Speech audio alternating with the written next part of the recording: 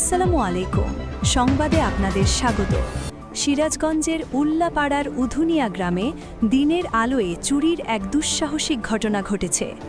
গতকাল শুক্রবার বেলা 11:30টার দিকে ৩ নং উধুনিয়া ইউনিয়নের ৮ নং ওয়ার্ডের বাসিন্দা কৃষক মোহাম্মদ আয়নাল প্রামাণিকের বাড়িতে হানা দেয় এক চোর।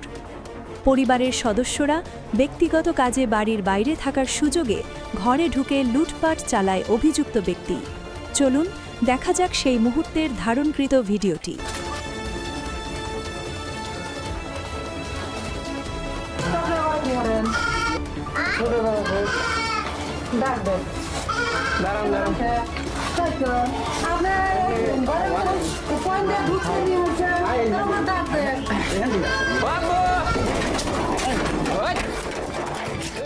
ভিডিওতে যাকে দেখা যাচ্ছে সে উধুনিয়া উত্তরপাড়ার মৃত আব্দুল মোল্লার ছেলে মোহাম্মদ কাদের মোল্লা।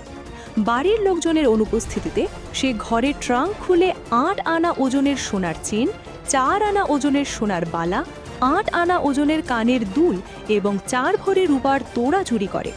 ঠিক সেই মুহূর্তে বাড়ির লোকজন বিষয়টি টের পেলে শুরু হয় ধস্তাধস্তি। ধরা পড়ার ভয়ে অভিযুক্ত ব্যক্তি তখন মরিয়া হয়ে সেখান থেকে পালানোর চেষ্টা করে। শেষ পর্যন্ত কৌশলে এবং জোরপূর্বক ঘটনাস্থল থেকে পালিয়ে যেতে সক্ষম হয় অভিযুক্ত কাদের মোল্লা। এই ঘটনায় ভুক্তভোগী আয়নাল প্রামাণিক ভিডিও প্রমাণ সহ স্থানীয় প্রশাসন ও ইউনিয়ন পরিষদে একটি লিখিত অভিযোগ দায়ের করেছেন। অভিযুক্তকে দ্রুত আইনের আওতায় আনা এবং লুণ্ঠিত মালামাল উদ্ধারের দাবি জানিয়েছেন ভুক্তভোগী পরিবার সহ স্থানীয় সচেতন মহল। আজকের মতো সংবাদ এখানেই শেষ করছি।